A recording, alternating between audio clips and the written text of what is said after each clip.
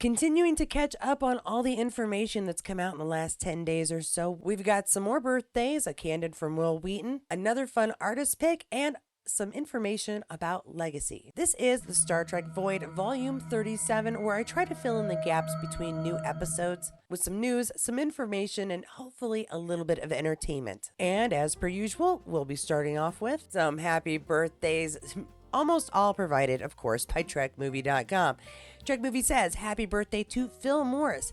His first Star Trek appearance was in the original series, Miri. After that, he was in Star Trek III, The Search for Spock, played a Klingon, and then a Jem'Hadar on Star Trek Deep Space Nine, and was a 21st century human astronaut on Star Trek Voyager. You know, I knew all of those except for Miri, and Miri was my favorite episode when I was a kid because it was full of kids. I did not like the one with Charlie because he was a jerk.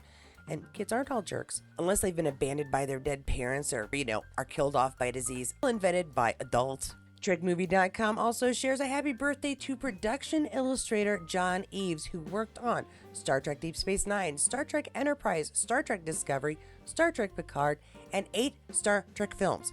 Among his many contributions, designed the Enterprise E for Star Trek First Contact, which I enjoyed that ship. I thought it was pretty cool. So there we go. A very happy birthday to John Eves. And here's one I already shared on another video for Outlander. A very happy birthday to Ed Speleers. Happy birthday to Ed Speleers, who played Jack Crusher on Star Trek Picard. Here's hoping he gets to reprise the role one day.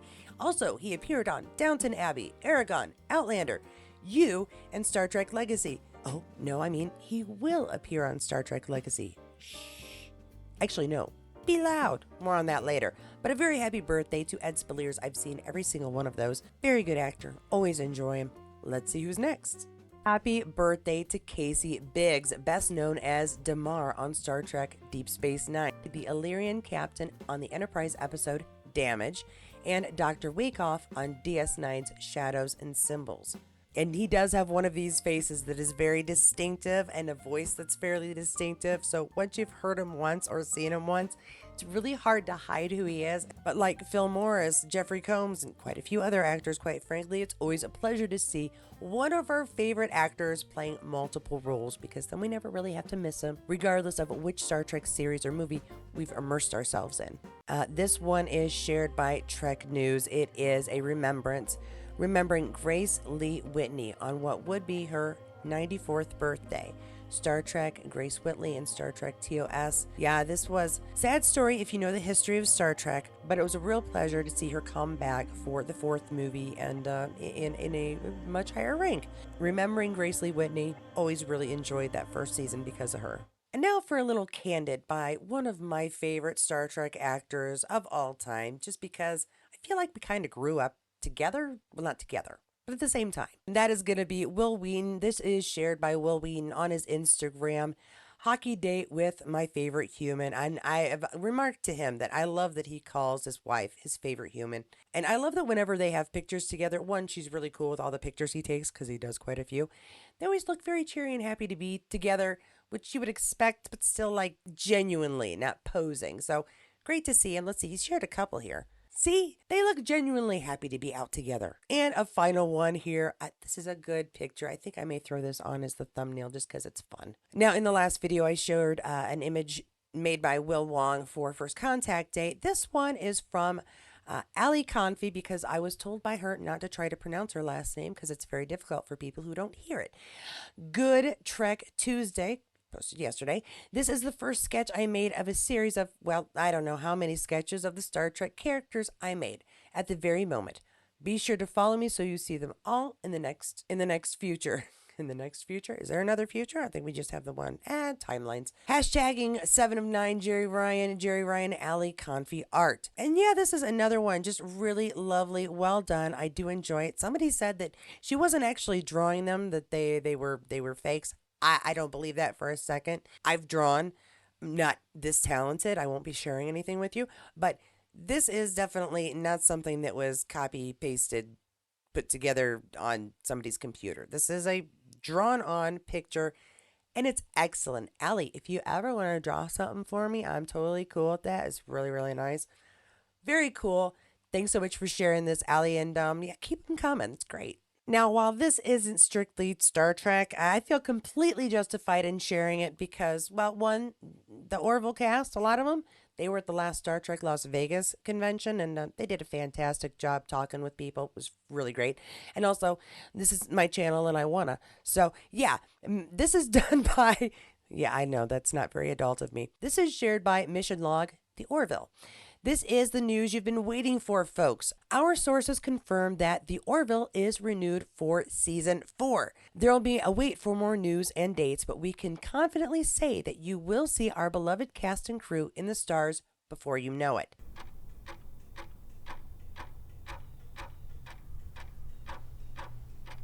I just waited a couple of seconds and yeah, it didn't happen yet. So it's going to be a little bit of a wait. My guess would be if we're getting Strange New Worlds in 2025 and they're recording now, it's probably going to be 2026 before we get the Orville. Very cool news. I have enjoyed the Orville. I'm also a big Family Guy, American Dad fan, so I do enjoy Seth's work just in general. And I get his humor.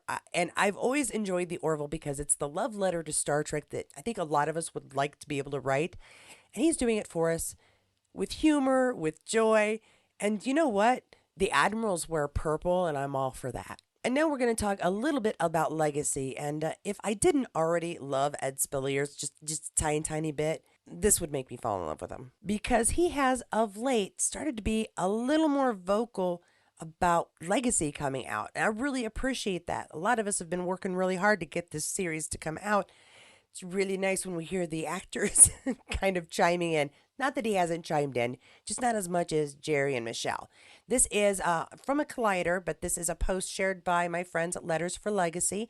Ed Spilliers still believes Star Trek Legacy will happen if fans stay noisy about it. And I do believe I shared the article that this originates from several weeks ago.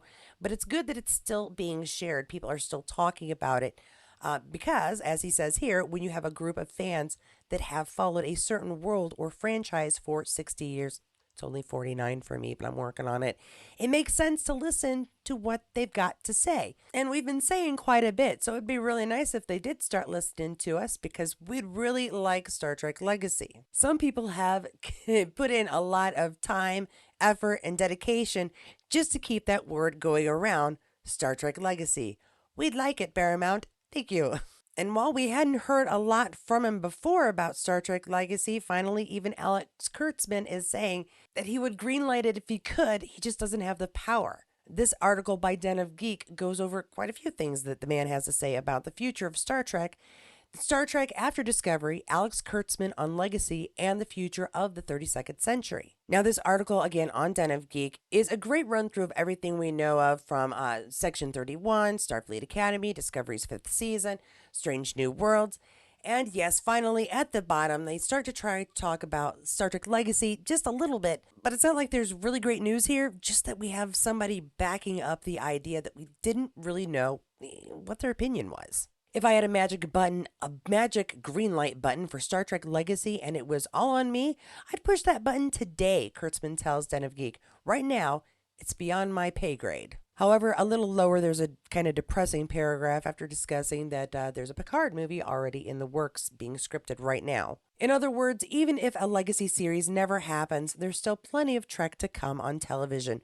Whether it's the 23rd century, the 25th, or 32nd centuries, the franchise continues to move forward, continuing the mandate established by the original series, seeking out new ideas and frontiers. Here's an idea. Listen to the fan base.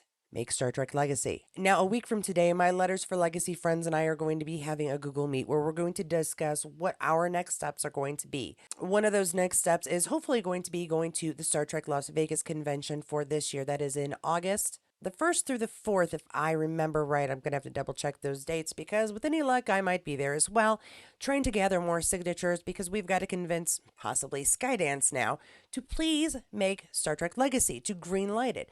The problem is that it's very unlikely we're going to hear news about any more Star Trek shows, movies being made that haven't already been discussed. Now, after August, it's possible. So if we just keep lighting it up, keep being loud on your social media. I don't care if you use not Twitter, let's call it X. I don't care if you use that, Instagram, if you're on Facebook, if you're on Threads, if you're on, I don't know, Go on LinkedIn. Tell everybody that they should like Legacy. You never know. Maybe you'll find a job with a bunch of Trekkies. That would be pretty cool. But we need to continue to be loud for Star Trek Legacy and Captain 7 if we want to see it come to fruition. Whatever you're imagining of what the series could be, it can be all of those things. You want to see more of our classic characters, our legacy characters. You know they're going to be brought on. You want to see what happens next for the Enterprise G and its crew. That's going to happen as well, obviously. You want to find out the next part of the mythos in Star Trek that helps link the 25th century to the 32nd century. I mean, we already saw mobile transporters getting invented. Why not see what else they come up with to help bridge that gap? So if you haven't already, please do check out our Letters for Legacy site and send in your own letter. And if you'd like to meet the Letters for Legacy folks or just help us out, come join us at FedCon in Germany and Star Trek Las Vegas here in the States. You could sign your letter. You could even grab a clipboard and help us gather more signatures and more letters to send in. Remember, no matter how loud we are on the internet, getting tangible proof of our devotion and passion is going to mean even more, especially when we got letters just stacked. Poor Tom, he's just never going to find his desk again, right? That's our goal. So spread the word again, be loud, and help us out however you can. If we want to see Star Trek Legacy happen, it really is up to us. And thank you so much again for joining me on this second video catch up of what's been going on in the past week and a half. Again, I was sick and I'm feeling much better. Hopefully by the end of the week, you'll get a regular video with a nice regular background instead of me in my sick bed waiting to die. I do sound a lot better, see, right? Yeah? Okay. If you enjoyed this video, please do give it a like. If you'd like to see more, don't forget to subscribe below and hit that notifications bell so you'll know when my next video comes out. To my Patreons and members, thanks so much for your additional support. You know how much it has helped me, especially in these past several months. Thank you so much. I will try to do my best to always bring you whatever I can find, whatever I think might be interest or helpful in our joint love of these shows. And if you don't think you've gotten enough Star Trek information yet, well, you probably missed the other video and you should go check that out. Please do check out any of my other Star Trek videos or my Outlander ones as well. You'll find those here on this channel. And of course, I will see you there. Our sources words are so cool. I love them. I say them, just not in the right order. When he was 7 years old, after that, he was in Star Trek 3, The Wrath of Khan. Why did I just say that? Star Trek 3, The Wrath of Khan. All right, take me out back. I can no longer call myself a Trekkie. Now, video is interesting. My camera is insane. This is shared by Mission Log, the Orville.